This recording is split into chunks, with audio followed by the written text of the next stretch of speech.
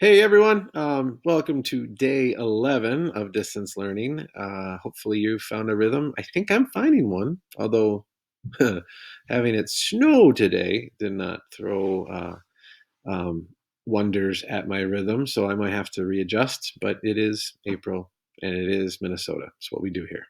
All right, today, our quote to inspire you is from a author named Tabitha Suzuma, and she writes, "At the end of the day, it's about how much you can bear, how much you can endure. Being together, we harm nobody. Being apart, we extinguish ourselves." I think it's a totally appropriate quote when you think about this idea of that we are very apart so that we don't harm anyone, but we have to figure out a way to stay connected. So it's kind of playing with words there. We really do need to make sure that we don't lose contact. So hopefully you continue that. All right.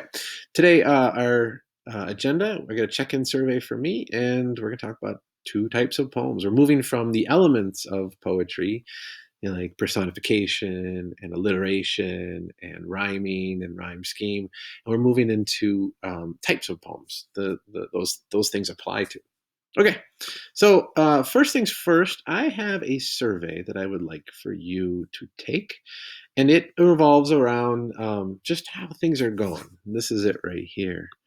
And this survey is really pretty simple, but it does get at how your experience has been because we have never done this before. So the more information we have, the better. Ultimately, uh, it could take 2 minutes. I have 5 minutes here, but it could take you 2 minutes. It might also take you 20 if you really want to talk to me about your experience and share something. I'm all good.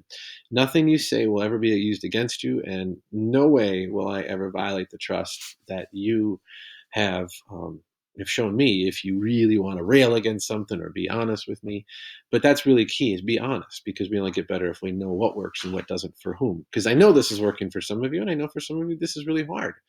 The more you communicate that and what about these things will be helpful. One little disclaimer: if every teacher is doing this, or if like two other teachers are doing it, um, feel free to ignore my survey. I didn't have a team meeting this weekend, so I don't know if there are other teachers doing this. It's up to you, unless you just really want to share something with me. All right. One more thing too is that last Friday we had our first graded assignment. It really was just a checklist. So you have all the pieces, you're good. It was a slam poem.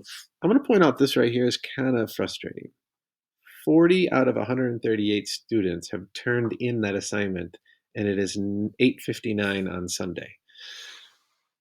Not awesome. Those are the habits we were struggling with early in the year. So here's the thing: I know this is not easy for anyone, but we've got to try to be on top of this, right? That's the whole point of this, is building stamina, building endurance, problem solving. All these are skills that you're going to use from now until you're done, with everything. So please reach out if you're really struggling or you're really confused, and some of you have. But we got to be pushing through this. We just do. I mean, I gave you this checklist, but 40 out of 138 just not going to cut it. Okay, the two types of poems that we're really going to talk about. There's two general categories, right? There's sort of everything fits into two. We have narrative poems, where the purpose is to tell a story, just like it sounds, and we have lyrical poems, which their purpose is to capture thoughts, feelings, observations of the author. I mean, they're not really that crazy different, but there are subtle differences. You know, telling a story is a different purpose than one's ability to sort of express how I'm feeling or what do I see. And we have examples all over the place of these types of poems. Now, today we're really going to focus on the narrative poems, and I've got to kind of have two types of narrative poems. And your narrative, storytellers. Um, these are people who've been doing it forever. They naturally tell stories well. These just go into more patterned storytelling. So those of you that like music, we're talking about narrative poetry and especially ballads, right? These are usually song like poems telling a story about love or betrayal or something dramatic. They usually have a steady rhythm, usually a predictable rhythm, beats, syllables kind of follow a pattern. Usually they rhyme. A refrain, usually something repeated. There's that repetition from last week, and they're usually kind of easy to memorize. There's a reason why that you want it to be stuck in your head. All right, epics. Those are the other types, and these are longer. These are narrative poems that are designed to be a story, a true story, but that's told over time, and they come down through our oral traditions. So if you think about cultures um, in the past where they didn't write stuff down, they just shared them one elder to the youth, and then it keeps passing down. That's kind of where this comes from, and they're very very sort of simple formulas of heroes and cultural values. Like, what do we believe in? All right, so these are those two types. What I did is I've assembled three different poems that fit into these two categories. So I have, in terms of ballads, I grabbed a song about John Henry, and it's called The Ballad of John Henry. And if you aren't familiar with it, it's a phenomenal American folk tale that's about an African American steel worker. Or not a steel worker, he's a steel driver. He works on the railroad. And if you know anything about history, the railroads have been an important part of it. And this is a very heroic tale of an African American who bests a machine and shows the power of what humans can do.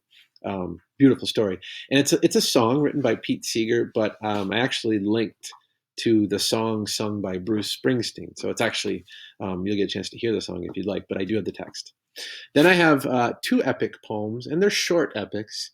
I have Casey at the Bat, it's a story about baseball and one particular hero and his one at bat when the game is on the line. And then I have another one, I was called The Room, and it's really about a messy room, something most of you can relate to, and one person's attempt to clean it. And so it fits into the epic poem, and you'll see why. At the end of these poems, I'd like you to answer one short little discussion question, or in your one discussion post, I have three questions. Each question is about one of the poems. So it's just sort of a little comprehension. These are simple questions. They require just maybe a couple minutes. This should not take anything more than our sort of expected 30 to 40 minutes, everything that I've thrown at you. Okay? Now, the other thing here is I do have a bonus this week, or actually today, I should say. If you wanted to, I have two ballads that have often been misinterpreted. And that's the thing about language. You got to read it, you got to understand it, you got to see it. And Born in the USA is often portrayed as a very patriotic song, but it's fairly misinterpreted. So I challenge you to take a look at this song and what it really means. So find the text online, listen to the song, and think about what it's really trying to say. Same thing with REM's The One I Love. Not quite what people think is usually actually happening in the song. And it's because people aren't listening to the words. So poems do matter. Okay. So that's that. There's what you have to do today. One, take the survey. Two, read those poems, 1, 2, and 3, and then answer the three short questions in the discussion forum, and finish Friday's assignment if you hadn't, because 40 out of 130 is just not going to be good enough. I want to see your slam poems, and that's not even half of you. And then do that bonus if you want. As always, everything that we need is in our folder. There's a link to the video you're watching. There's the survey. There are the questions that you'll answer, and there are the texts that you will read. And I did include the link to the Ballad of John Henry as a song, because it's just so cool. All right. Hope everyone is well. Take care, and we will see you tomorrow.